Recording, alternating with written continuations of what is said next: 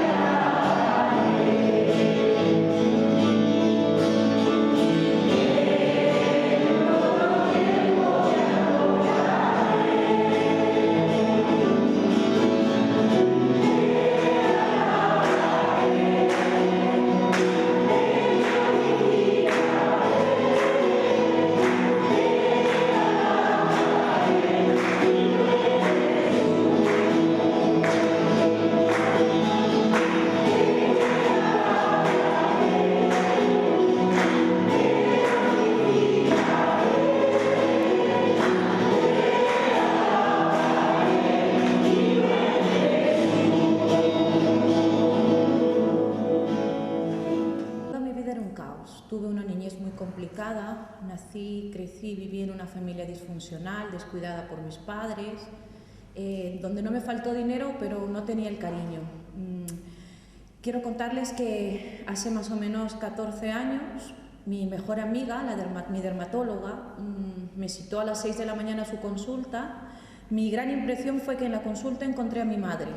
Pensé que me iba a comentar algún problema matrimonial o algo así, y me dijo: mira, esa dermatitis que tienes no es tan normal, me he tomado la atribución de hacerte una biopsia y tienes cáncer de piel. Yo en verdad tenía unos huecos en mis piernas, que aún los tengo como testimonio, y me asusté mucho. Yo, que siempre había querido intentar suicidarme porque era muy depresiva, pues esta vez no quería morirme, era raro. Y mi padre me invitó a una iglesia cristiana. La primera vez que fui a una iglesia cristiana, pues escuché del diezmo y salí espantada diciendo, esta gente me quiere quitar el dinero. La segunda vez que fui, hablaron del pecado y claro, yo no sentía que era pecadora. Yo sentía que todos los demás estaban pecando menos yo. Y la tercera vez, pues, hablaron de la muerte. Y cuando el pastor preguntó dónde iríamos, dónde pensábamos que iríamos cuando muriéramos, pues yo eso sí lo tuve claro. Sabía que me iba a ir al infierno derechito. Me asusté, sentí miedo. Conocí al Señor en una iglesia arminiana. Me entregué al Señor. Pues no me bastó con levantar la mano, sino que salí adelante y me arrodillé y pedí perdón. Y tuve, como siempre digo, un pastor Miguel Ángel Gamarra, que fue mi guía espiritual. Me convertí con la campaña de Rick Warren de 40 días con propósito. Fueron los 40 días mejores de mi vida. Cuando regresé a ver las pruebas, porque habíamos reiterado las pruebas para ver qué grado de cáncer tenía, que era lo que mi mejor amiga y doctora en ese momento quería saber, pues yo no tenía cáncer. Yo decía, esto es un error, pero sabemos los cristianos que para Dios no hay errores. Y yo quiero nada más compartirles ahora que, como muchos sabrán, me estoy quedando ciega, tengo una enfermedad terminal en la vista y yo no quiero lástima. Yo lo que quiero que vean en mí es que el Señor está ahora conmigo. Y muchas veces yo le he pedido, como decía José Luis en la prédica pasada, que quitara de mí este aguijón y Él me ha dicho, bástate mi gracia. Y yo lo he entendido muy bien. Tengo una relación con mi Señor diferente, ya no leo horóscopos, jamás me volví a leer las manos ni creer en brujerías. El Señor restauró mi vida. Yo cuando voy a la doctora de cabecera me pregunta, porque claro, dentro de todo mi anamnesis, en toda mi historia clínica, está de que me he intentado suicidar muchas veces, más o menos 11 veces a lo largo de mi vida. Y claro, dice, ¿y ahora cómo estás? Y piensas en matarte. Y claro, van muy preocupados por lo de la depresión. Pero yo solo quiero compartirles que el Señor ha llenado mi vida, que la vida de uno no la llena ni el esposo, ni los hijos, ni los padres. Solo la pudo llenar ese vacío que yo tenía en mi corazón, Jesús. Y eso era lo que quería compartirles. Soy una pecadora, sigo siendo una pecadora. Y creo que solamente llevo un letrero aquí que dice Cristo trabajando. No soy mejor que nadie. Y solamente eso, soy su hermana en Cristo y que para lo que necesitéis siempre estaré aquí. Dios os bendiga. Buenas tardes. De la palabra del Señor, vamos a abrir nuestras Biblias, lo que tengan, en Primera de Corintios, capítulo 1, del 1 al 8. Nuestro hermano Alfón.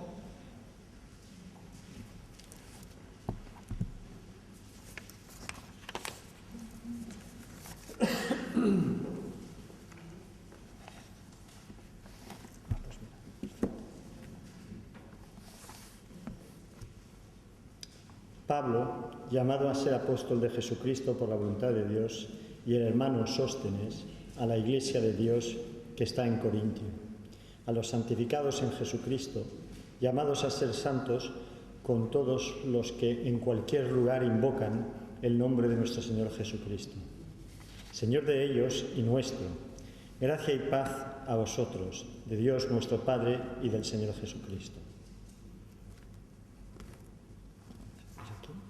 Gracias doy a mi Dios siempre por vosotros, por la gracia de Dios que os fue dada en Jesucristo, porque en todas las cosas fuisteis enriquecidos en Él, en toda palabra y en toda ciencia, así como el testimonio acerca de Cristo ha sido confirmado en vosotros, de tal manera que nada os falta en ningún don, esperando la manifestación de nuestro Señor Jesucristo, el cual también os confirmará hasta el fin, para que seáis irreprensibles en el día de nuestro Señor Jesucristo.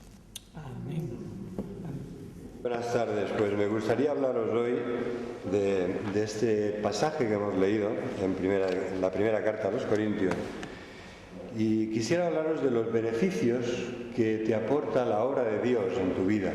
Realmente hemos de ser agradecidos. El pueblo de Dios debe ser un pueblo que disfruta de la paz de Dios y que la vive con gozo.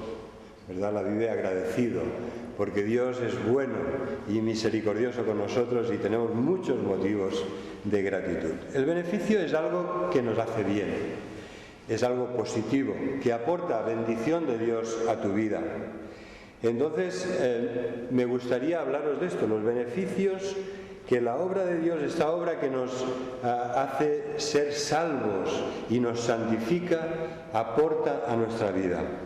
Pero primero vamos a tener una serie de consideraciones como una introducción a esta carta a los Corintios. En primer lugar, la actualidad. La actualidad de esta carta es impresionante. Es impresionante porque a veces te pones a pensar y dices, ¿cómo puede ser que algo que sucedía hace 2000 años tenga tanta actualidad? Han pasado 2000 años, han pasado 20 siglos y sigue en un sentido de rabiosa actualidad. Es algo que lo vemos, los grandes temas que Pablo tiene que resolver en esta carta siguen siendo vigentes, siguen siendo actuales, siguen siendo importantes.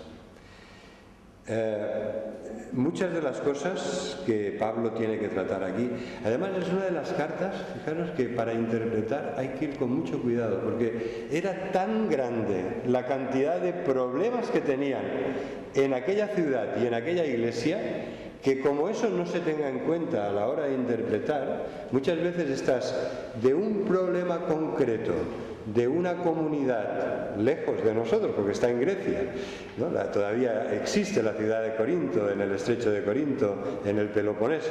Entonces, los problemas, lo que Pablo les dice, tiene que ver con los problemas que ellos tenían. Y a veces estamos haciendo un principio universal de una frase que Pablo dice a una iglesia en un momento determinado con unos problemas muy acuciantes, ¿vale? Y eso a la hora de interpretar es muy importante. Por ejemplo, no sé si llegaremos o cuándo llegaremos, pero hay una frase que dice Pablo varias veces en la carta a los Corintios. Él les dice, todo me es lícito. ¿Estáis de acuerdo con esa frase? Pensad bien, que esto puede ser una pregunta con muchas ramificaciones. ¿Todo nos es lícito? ¿El mensaje de la Biblia es este? ¿Puede Pablo ir en contra del mensaje de Jesucristo o del mensaje de la palabra de Dios como un todo? ¿No nos ha dado Dios acaso los 10 mandamientos en los que nos dice que hay cosas que no son lícitas? Entonces vuelvo a hacer la pregunta, ¿todo nos es lícito? En este sentido, ¿no? ¿Verdad? No podemos decir todo es lícito. En un sentido absoluto, general, todo es lícito. Puedo hacer lo que quiera, puedo decir lo que me parezca, puedo hacer o deshacer lo que me pase por la cabeza. No es así. Los hijos de Dios tenemos una ética. Hay una palabra de Dios que nos dice cómo hemos de ser, cómo hemos de vivir. Por lo tanto, el todo es lícito este que dice Pablo, alguna interpretación tendrá, pero no lo podemos entender en el sentido absoluto de la palabra. Por ejemplo, yo planteo ahora, para no dejaros ahora con esa pregunta, con esa incógnita, no es posible que precisamente fuera el problema de muchos de la iglesia de Corinto, que pensaban que todo es lícito,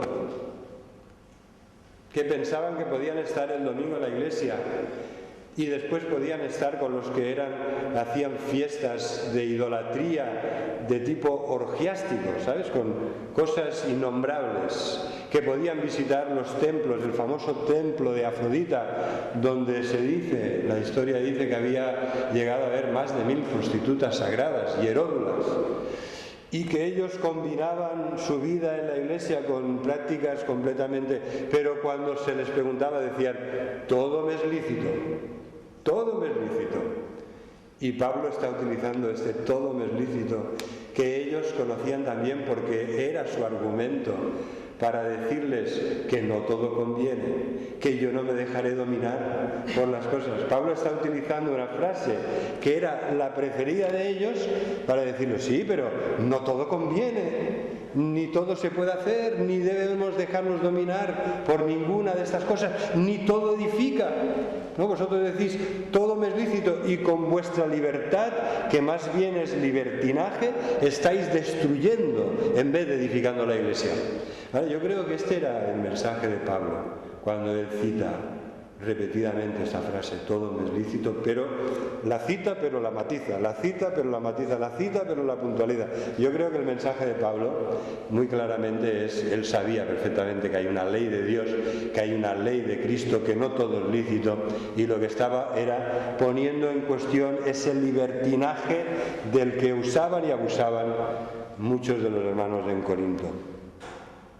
Entonces hay una gran actualidad en la carta a los Corintios. Hemos mencionado una de las cosas porque era una carta dirigida a una sociedad libertina que había caído en el libertinaje, muy inmoral. Estaban viviendo en una ciudad muy parecida a Barcelona. ¿En qué sentido Corinto es parecido a Barcelona? Es un puerto muy importante del mar Mediterráneo. ¿En qué más? ¿Qué más? ¿Verdad? Alguno quizá habéis estado en Corinto, cerca de Corinto, yo no. Es una de las cosas. Entonces, paralelo, parecido a lo que es nuestra ciudad. Porque esto nos ayudará. Si entendemos que Pablo escribe a unas personas hace muchos años, pero en unas circunstancias no tan diferentes de las nuestras, esto nos ayudará.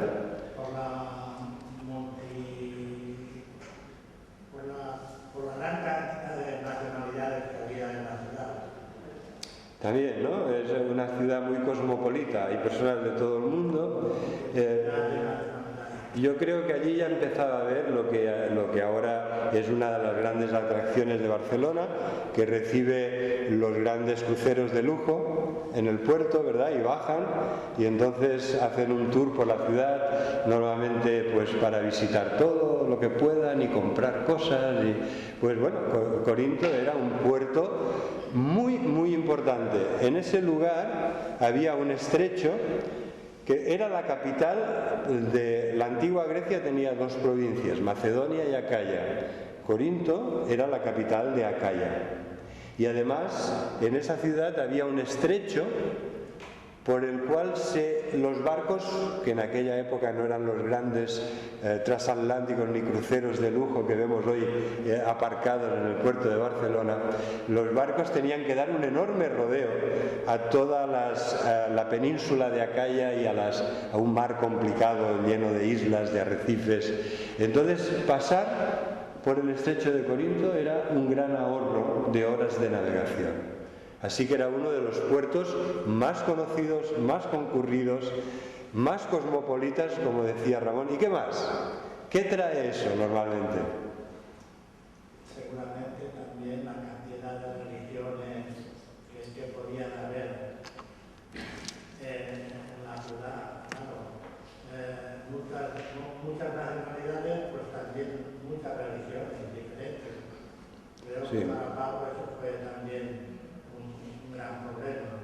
Sí, de hecho es verdad, había el templo de Afrodita, había mucha idolatría en general en el mundo grecorromano con el panteón de dioses, quiere decir que había muchos dioses, tanto los griegos como los romanos, y además pues había, lo podéis leer en Hechos, en el libro de los Hechos, capítulo 18, había una sinagoga, había una colonia importante de judíos en esa ciudad, porque el ser un puerto clave del mar Mediterráneo, de la zona oriental del mar Mediterráneo, que comunicaba el Medio Oriente con Grecia y con Roma, realmente eso hacía de Corinto un lugar con mucho comercio, con mucho dinero, con mucho tráfico, mucha influencia, como decía, religiosa, filosófica, cultural, de todo tipo, pero en ese sentido hay mucho en común con Barcelona, ¿verdad? Vamos atando cabos.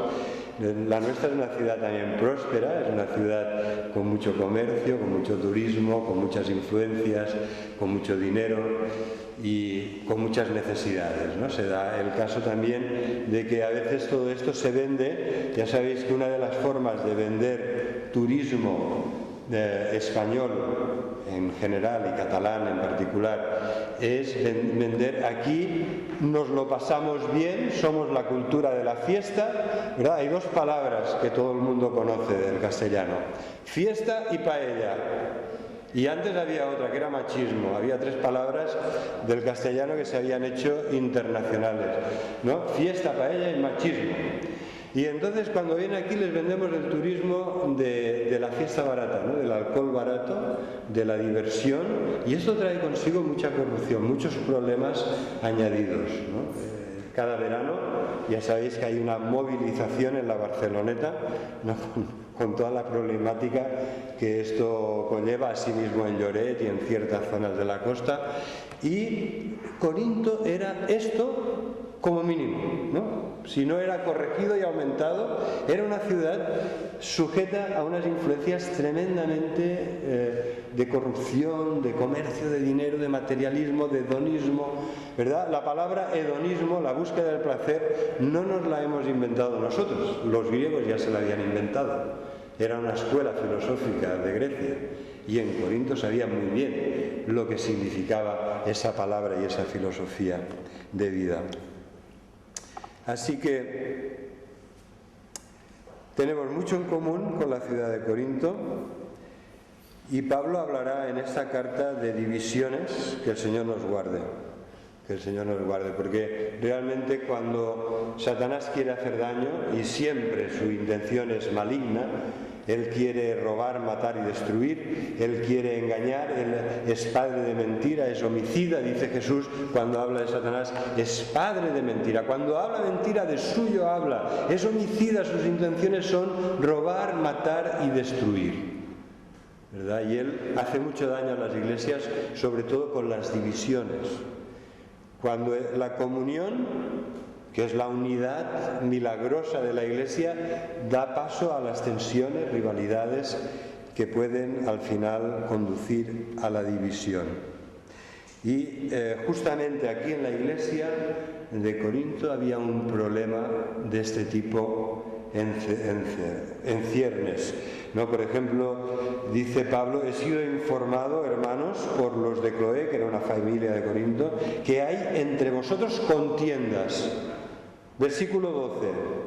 Quiero decir que cada uno de vosotros dice, yo soy de Pablo, y otros dicen, y yo de Apolos, y otros, y yo de Cefas. Y no sé si al final Pablo se harta y dice, y yo de Cristo. ¿Qué es esto de yo soy de este, del otro y del otro? Y yo de Cristo.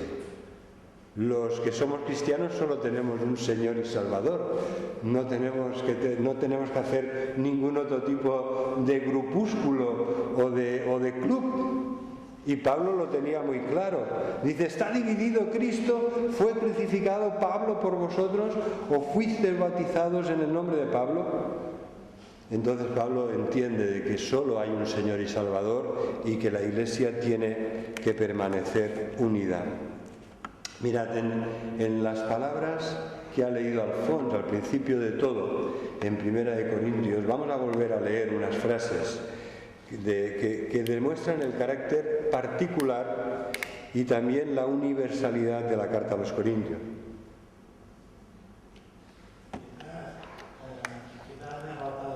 Sí, sí. Y es que naturalmente con esa mezcla tan heterogénea de todo, había también mucha corrupción.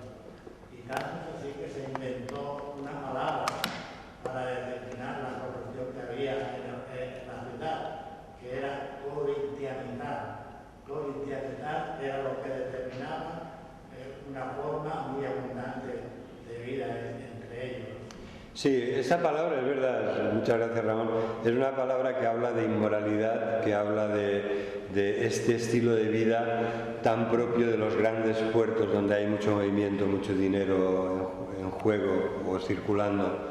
Y se hizo, la palabra corintio era sinónimo de inmoralidad, corintianizar. Y además, si alguien alguna vez os dice, esto es Corinto, pues no os está halagando, ¿verdad?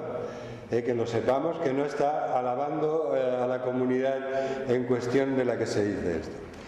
Muy bien, pues el carácter particular y universal lo vemos cuando Pablo, después de presentarse como apóstol de Jesucristo, dice que escribe a la iglesia de Dios que está en Corinto, a los santificados en Cristo Jesús, llamados a ser santos con todos los que en cualquier lugar invocan el nombre de nuestro Señor Jesucristo, Señor de ellos y nuestro.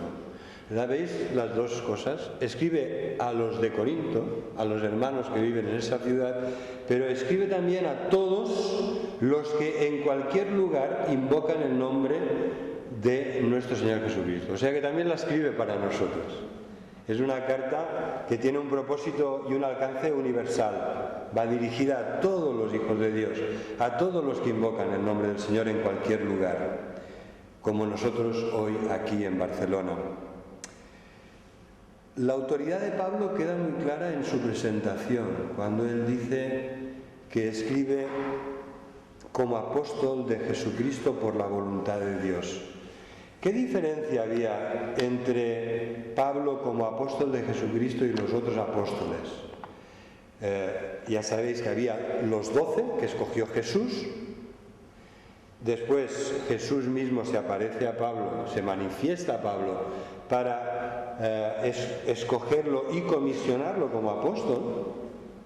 Pero después las iglesias, como hoy en día hacemos también las iglesias evangélicas y la iglesia de Cristo en general, enviaban misioneros, enviaban personas con una misión, ya sea de transportar la carta, por ejemplo, transportar las cartas que escribía alguien, la tenía que llevar. Pablo escribía porque él no podía ir todavía, quizá tardaría mucho en poder volver a Corinto, por lo tanto escribe una carta y alguien la tiene que llevar. Pues esta persona enviada con la carta era un apóstol de Pablo. Hay iglesias que habían enviado a hermanos, por ejemplo, las iglesias que el Señor había levantado con el ministerio de Pablo, envían a Silas con la misión de llevar una ofrenda económica para los hermanos que estaban empobrecidos, que habían pasado por una crisis económica muy fuerte en Jerusalén. Y entonces Pablo se ocupó de esta buena obra de solidaridad, de unidad de la iglesia, y recogieron una ofrenda de la que habla aquí en 1 Corintios 16, poned aparte, cada primer día de la semana, poned aparte lo que el Señor os haya prosperado, aquello que queráis aportar para esta ofrenda de amor a los hermanos de Jerusalén. Habla también de esa ofrenda en Romanos capítulo 15. Y entonces la persona enviada con la ofrenda era un apóstol de las iglesias que enviaban la ofrenda. La palabra apóstol significa enviado, enviado. Es una palabra de uso muy general. Pero la diferencia aquí es que hay muchos que pueden haber sido enviados por las iglesias o por Pablo mismo, pero aquellos a los que Jesús envía son diferentes. ¿Verdad que yo al menos, a mí me ayuda a entender este tema? No es lo mismo que yo le pida un favor a alguien y lo envíe para hacer algo, que Jesús se manifieste resucitado a Pablo en el camino de Damasco y después se vuelva a aparecer a Pablo mientras estaba en Corinto y le diga: no temas, Pablo, no temas, sé que estás desanimado, no temas, sé que tienes mucha oposición, no temas, porque hablas sin temor, porque yo tengo mucho pueblo en esta ciudad y te he puesto a ti aquí con esta misión. ¿Verdad? Esto es muy diferente. Pablo era apóstol de Jesucristo. Cuando él hablaba en nombre de Jesucristo. Cuando él decía lo que era cierto y lo que no, lo hacía con la autoridad que le había delegado Jesucristo. Por lo tanto, en las palabras de Pablo está la verdad revelada de Jesucristo y la autoridad de Jesucristo. Era como, para hacernos una idea actual, es como si Pablo fuera un embajador de Jesucristo. ¿Verdad? No es lo mismo ir a la China a hacer turismo que el gobierno español te nombre embajador y te envíe a la embajada española en China, en Pekín. No es lo mismo, porque el embajador representa nuestro país, nuestro Estado, y representa a los españoles allí y va con una delegación de atribuciones, de autoridad, con una serie de derechos adquiridos, ¿no? Y entonces no es lo mismo que vayas de turista. Vas de turista, vas por tu cuenta y riesgo de lo que te pueda pasar. Y Pablo, en este sentido, no iba por su cuenta y riesgo. Se arriesgaba mucho porque lo que quería era obedecer a Jesucristo, pero lo hacía con la autoridad que el Señor le había delegado. Así que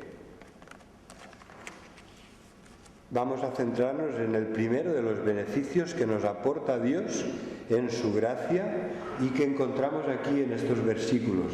El primero de estos beneficios es que hemos sido santificados en Cristo Jesús.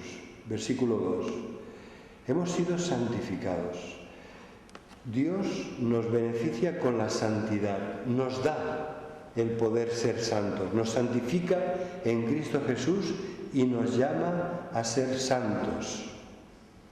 ¿Verdad? Las dos cosas son ciertas, son complementarias. Ya hemos sido santificados en Cristo Jesús, pero además tenemos un santo llamamiento a ser santos. El Señor quiere que seamos santos. El Señor quiere que los pecadores de la ciudad de Corinto, perdonadme que hablo así, pero es que tienen fama, mira que había allí desastres en aquella ciudad y en aquella iglesia. El Señor ya desde el principio de esta carta a través de Pablo, ¿cómo es que sois así? Si habéis sido santificados en Cristo Jesús. Y además el Señor os ha llamado a ser santos. O sea que el propósito de Dios, la voluntad de Dios es muy clara al respecto. Así que, ¿qué significa ser santificado? Aquí en España, cuando hablamos de los santos, pensamos en aquellas, ¿no? La mayoría de personas que le digamos, no vosotros, pero la mayoría de personas a las que le hablemos de los santos por la calle pensarán en aquellas estatuas que hay en las iglesias, ¿no? O pensarán en todo el santoral. Yo una vez estuve en una iglesia católica en una ceremonia especial que empezaron a invocar el santoral y créanme que yo estaba cada vez con los ojos más abiertos. Digo, es que la lista no se acaba. No se acaba la lista. Empezaron invocando todos los santos y realmente aquí lo que está diciendo Pablo es que los santos son ellos, a pesar de que sus vidas no lo reflejaban en absoluto, pero habían sido santificados en Cristo Jesús. Esto significa que hemos sido apartados para Dios, que le pertenecemos, que nos ha comprado con su sangre, que somos suyos, que el Señor tiene un propósito con nuestra vida, que quiere que le sirvamos, que lo sirvamos en santidad, ¿no? Porque hay una de las frases de Levítico, del libro de Levítico, que se repite mucho, y es, sed santos. A ver si nos vamos a recordar, los que la mayoría lo sabréis, ¿no? Pero vamos a quedarnos con esta frase, sed santos, dice el Señor, porque yo soy santo. Sed santos, porque yo soy santo. Y entonces, esta es la voluntad de Dios, santificarnos. Lo santo es lo que está apartado para Dios. Por ejemplo, en el templo de Dios, el incienso que se utilizaba era solo para el templo. No se podía, aunque te gustara el olor, no te lo podías llevar a casa para utilizarlo en casa. Los utensilios que se utilizaban en los sacrificios se quedaban siempre en el templo. Se lavaban, se limpiaban, se secaban y se guardaban allí, porque eran utensilios santos. El sumo sacerdote llevaba aquí una diadema que ponía santidad a Jehová. No es que él fuera la santidad, sino que la santidad pertenece a Jehová y él pide y demanda de nosotros santidad. Sin la santidad, dice la palabra de Dios, nadie verá al Señor. Es importante buscar la paz y la santidad, porque sin la santidad nadie verá al Señor. Realmente cuando el Señor nos salva, al mismo tiempo también nos santifica. En Él hemos sido santificados, apartados para Dios. Esto significa que va a haber una santificación progresiva. Os voy a pedir un ejercicio, que miréis un año atrás. No os voy a pedir, algunos os podría pedir, mirad 50 años atrás, ¿no? Porque ya hace muchos años que estáis en la iglesia, algunos desde pequeñitos, ¿no? Pero no, vamos a hacerlo con humildad. Vamos a mirar solo un año atrás. Tendríamos hoy que tener la seguridad, la certeza de que hoy somos más santos que hace un año. Porque el Señor quiere santificarnos día a día, y un año tiene 365 días, o sea que realmente hemos tenido 365 por lo menos ocasiones de ser más santos. Cada día podemos subir un peldaño más en la escalera de la santidad, y esto es lo que nos está diciendo aquí Pablo, que hemos sido santificados, pero que somos llamados por Dios a ser santos, más santos, a reflejar mejor el carácter de Cristo. La santidad es que hemos sido apartados para Dios, este es el primer significado, pero el segundo es pureza de vida, apartarnos del mal, vivir en el temor de Jehová, en el temor del Señor. Esto es lo que significa la santidad. Por lo tanto, el Señor hace una obra por su Espíritu Santo de purificación en nuestra vida, de transformación. Hay como una metamorfosis por la cual dejamos de ser un gusano que se arrastra en el pecado para ser una mariposa santificada.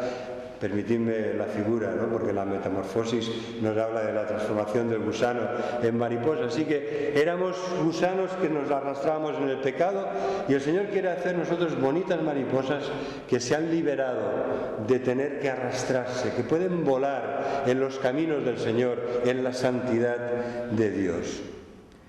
Y además el Señor garantiza que esto va a llegar a buen puerto, ¿verdad? Estamos hablando de Corinto, estamos hablando de cuánto se parece a Barcelona.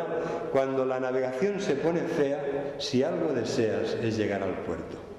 Y el Señor nos garantiza que el que ha empezado en nosotros la buena obra, la irá perfeccionando, Dios la irá perfeccionando hasta llevarnos a buen puerto, hasta que Cristo venga, hasta que reflejemos, cuando veamos a Cristo volviendo en poder y gloria, que nuestras vidas sean transformadas por completo a su imagen y semejanza. Fiel es Dios y Él lo hará. Creo que aquí, efectivamente, en el versículo 8, dice que Él nos confirmará hasta el fin para que seamos irreprensibles en el día de nuestro Señor Jesucristo. Fiel es Dios, versículo 9, por el cual fuisteis llamados a la comunión con su Hijo Jesucristo, nuestro Señor. Fiel es Dios y Él lo hará.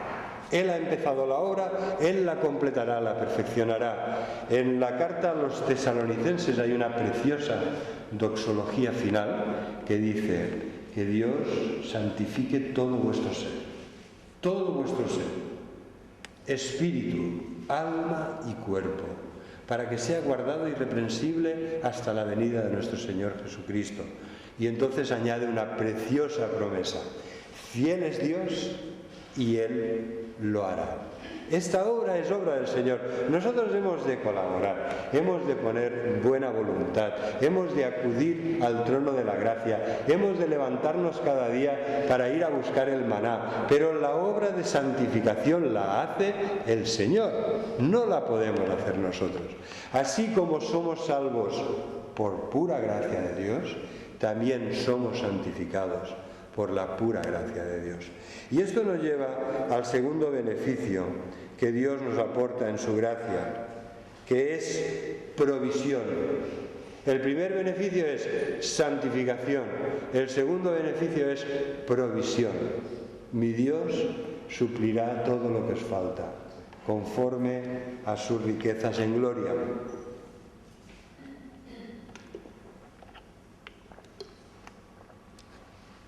Pablo, cuando empieza la carta, les desea gracia y paz, ¿verdad?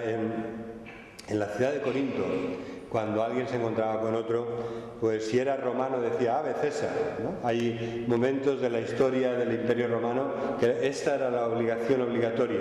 Ave César, César es Señor, porque los Césares empezaron a endiosarse, se atribuían títulos divinos, y uno de los que se atribuyeron es Salvador y otro Señor. Imaginaros lo cerca que eso estaba de la predicación del Evangelio cristiano. Pretendían ser el Señor y Salvador los Césares, porque también querían ser adorados como si fueran un Dios. De hecho, se cuenta el caso de una vez que Julio César hacía una travesía de un río en una de sus campañas y entonces bajaba el agua muy fuerte. Y cuando subió el barquero con la responsabilidad tremenda de tener al César ahí en su pequeña barca, empezó el hombre a temblar. Y entonces César se lo miró así muy serio y le dijo: tranquilo, hombre, que no se va a hundir la barca, que va César dentro. Como si eso fuera, ¿no? Como si él tuviera poder sobre las tempestades. Nos recuerda cuando Jesús calmó la tempestad, ¿no? La frase de César es: no te preocupes, hombre, que ya voy yo en la barca. ¿Por qué tienes miedo? No es así, hermano, no es así. Es el Señor, solo hay un Señor y solo hay un Salvador, que es Jesús, el Hijo de Dios, nuestro Señor de la gloria.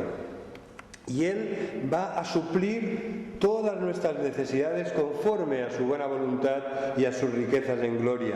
Esto lo vemos cuando habla de la gracia y paz a vosotros. En el Imperio Romano este era el saludo, pero en la parte griega había otro que se parece mucho al que Pablo utiliza aquí. ¿Cómo se saludaban los judíos entre ellos? Los que habéis estado en Jerusalén, ¿qué te dicen? Shalom, shalom, paz, paz, bendición y prosperidad de Dios. Shalom. Y entonces, si os fijáis, aquí tenemos este saludo judío, gracia y paz. Pero Pablo ha cristianizado el saludo griego. El saludo griego era jaire. Es muy parecido en catalán cuando dicen pasiu bé, ¿vale? Pasiu bé. Jaire quería decir: sé feliz, pásatelo bien, ¿no? Y entonces Pablo lo cristianiza y en vez de hablar de jaire, el saludo griego, dice charis, gracia y paz, ¿no? Entonces une el saludo cristiano y el saludo judío, los une en este precioso saludo inicial de la carta.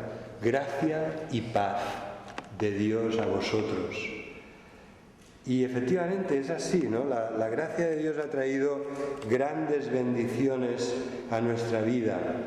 Dice Pablo, versículo 4, siempre doy gracias a Dios por vosotros, por la gracia de Dios que os fue dada en Cristo Jesús, porque en todas las cosas fuisteis enriquecidos en toda palabra y en toda ciencia. Entonces, fijaros cómo Pablo atribuye claramente a la gracia de Dios lo bueno de nuestra vida, el enriquecimiento espiritual de nuestra vida. Les está diciendo: todo lo que tenéis, todos los dones estos que tanto valoráis, os los ha dado Dios. Y entonces Pablo un poco más adelante les dirá: oye, ¿y por qué te vanaglorías entonces? Si te lo ha dado Dios, no tienes que vanagloriarte, tienes que darle gracias, ¿no? ¿Cuántas veces nosotros, en vez de dar gracias a Dios, nos colgamos la medalla nosotros, ¿no? Que era lo que hacían los de Corinto. En vez de gracias, Señor, por tanto que nos das, cogemos, ¡pam!, nos colgamos la medalla. Pero, ¿verdad, hermano? ¿Te has dado cuenta lo bien que hago esto, o lo mucho que te ha ayudado, o esas palabras tan bonitas que te he dicho? No, hermanos, esto no es el enfoque. Es la gracia de Dios la que nos enriquece, y la mejor manera de responder a la gracia es dando gracias. La palabra gracia es maravillosa, por eso la pusimos en el nombre de nuestra iglesia, porque tiene una riqueza de significado maravillosa. Y el Señor nos habla aquí de la gracia, de todo lo que Él provee para nosotros. Pero, ¿sabéis? Hay un pasaje de la Escritura que es, cuando hablamos de la provisión de Dios, a mí siempre me viene a la mente ese pasaje. A ver si sintonizamos. ¿En qué pasaje pensáis cuando decimos Dios te da todo lo que necesitas, Dios provee, Dios te enriquece. Que no estamos predicando el Evangelio de la prosperidad, ni mucho menos, pero ¿en qué pasaje pensáis? ¿Os suena el libro de los Salmos? El salmo más conocido de todos. El Salmo 23, ¿verdad? El Salmo 23, que es una joya, es una maravilla. El Salmo 23, vamos a buscarlo, nos habla de la provisión de Dios, porque este es un salmo, es el Salmo del buen pastor. ¿Alguien podría leerlo con voz bien fuerte, por favor? Jehová es mi pastor, nada me faltará. En lugares de delicados pastos me hará descansar. Junto a aguas de reposo me pastoreará. Confortará mi alma. Me guiará por sendas de justicia, por amor a su nombre. Aunque ande en valle de sombra de muerte, no temeré mal alguno, porque tú estarás conmigo. Tu vara y tu callado me infundirán aliento. Aderezarás mesa delante de mí en presencia de mis angustiadores. Unges mi cabeza con aceite, mi copa está rebosando. Ciertamente el bien y la misericordia me seguirán todos los días de mi vida, y en la casa de Jehová moraré por largos días. Amén, amén. Gracias, Elizabeth. Qué salmo tan precioso. ¿Conoces al pastor? Quizá te esperaba que te preguntara si conoces el salmo. Sí, el salmo lo conocemos. Pero hoy la pregunta que Dios ha puesto en mi corazón es si conoces al pastor del que nos habla el salmo. ¿Conoces al buen pastor que va a cuidar de ti siempre, que te va a dar todo lo que necesites? Esta es la gran pregunta de la Biblia. Al final la Biblia nos pregunta esto en muchas de sus páginas. Desde Génesis hasta Apocalipsis nos va preguntando: ¿conoces al buen pastor? ¿Conoces a aquel que ha dado su vida por las ovejas? ¿Conoces a aquel que te va a proveer de todo lo que necesitas?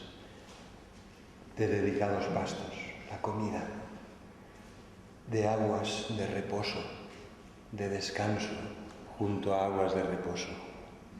¿Verdad? Está hablando de las cosas más importantes de nuestra vida, las necesidades básicas, la comida, la bebida, el reposo.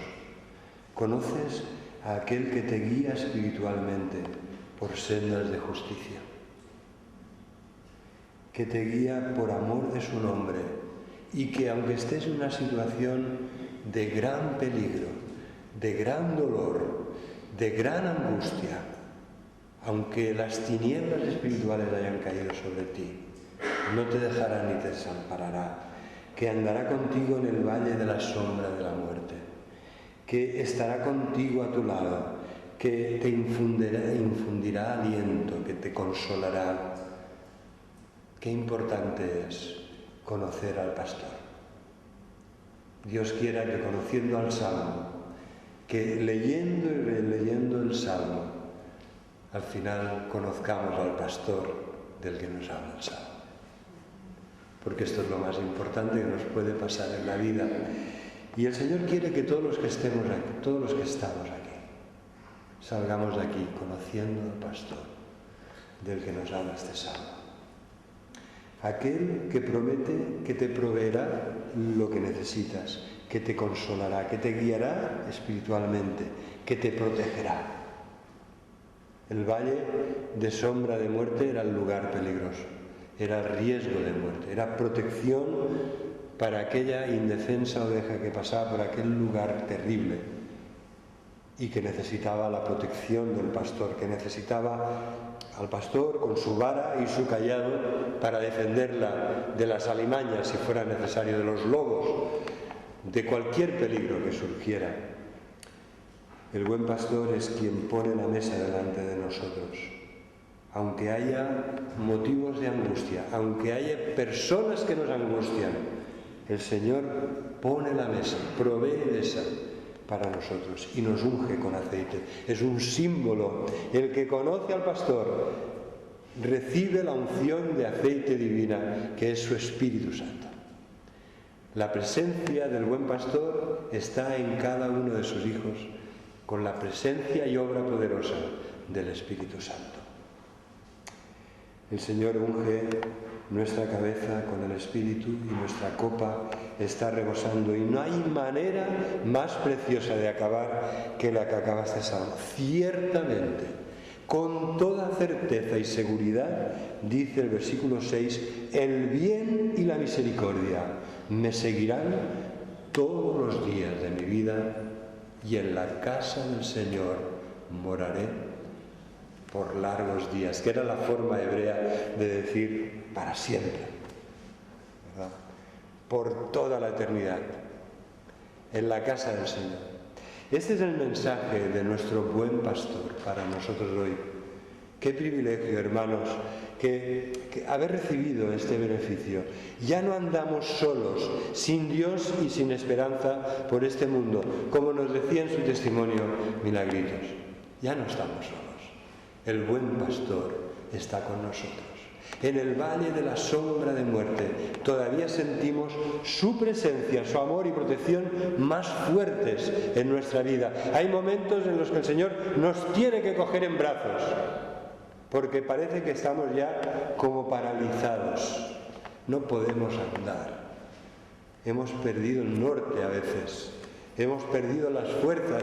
Y el Señor, que te ve lleno de amor y misericordia, te coge en brazos y dice: yo soy tu pastor y te llevaré adelante, te llevaré a buen puerto, te llevaré hasta la casa del Padre, te llevaré a la gran cena de las bodas del Cordero, cuando Él lo celebre su victoria con toda su iglesia, con todo el pueblo de Dios de todas las épocas. ¡Qué salmo tan precioso!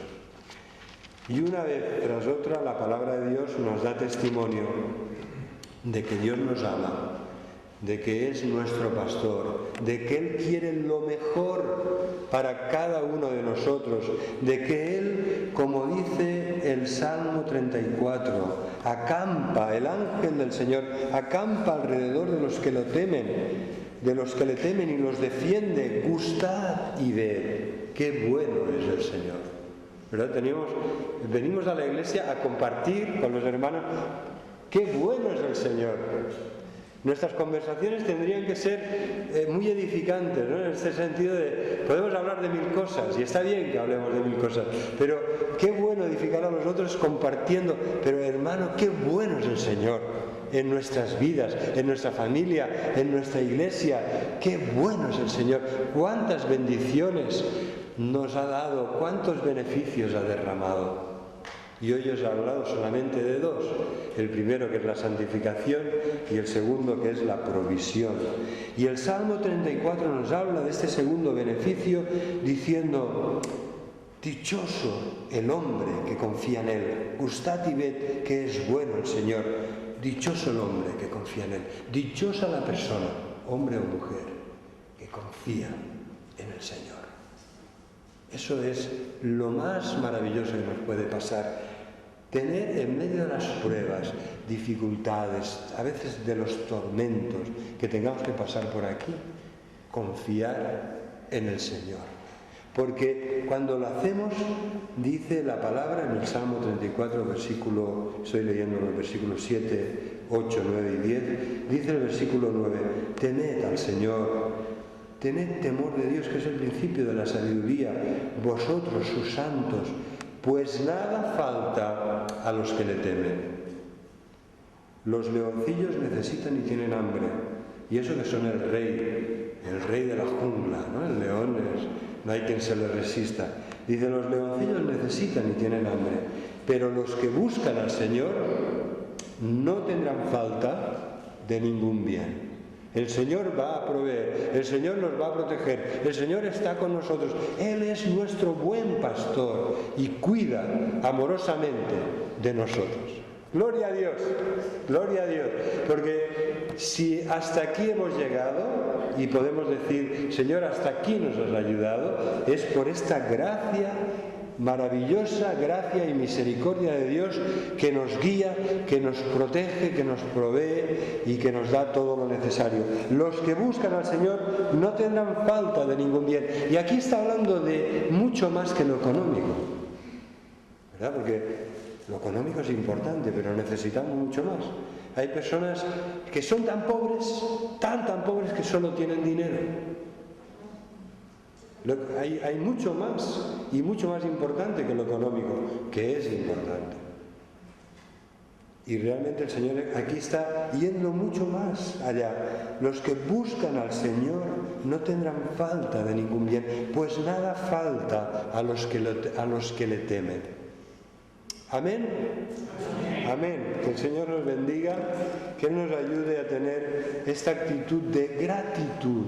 Señor, gracias por todo lo que nos has dado en Cristo Jesús, porque en Él nos has bendecido con toda bendición espiritual. Vamos a concluir la predicación de hoy con una oración. Señor y Padre, nos queremos postrar delante de ti y pedirte perdón, porque muchas veces no somos agradecidos. Gracias, Señor, por cuidar de nosotros. Gracias por proveer para nosotros. Gracias, Señor, porque en Cristo nos has bendecido con toda bendición espiritual. Has colmado nuestra vida.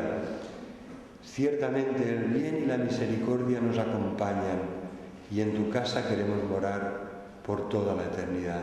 Señor, te pedimos que allí donde estemos, tú conoces el corazón de cada uno de nosotros. Te pedimos, Señor, con fe, con todo nuestro corazón, que nadie salga de aquí hoy sin decirte: oh Jesús, quiero que seas mi pastor. Quiero, Señor, que tú me guíes a delicados pastos, que tú me des paz y reposo junto a aguas tranquilas. Señor, que tú me protejas en el valle de sombra de muerte, que tú me guíes por amor de tu nombre por sendas de justicia.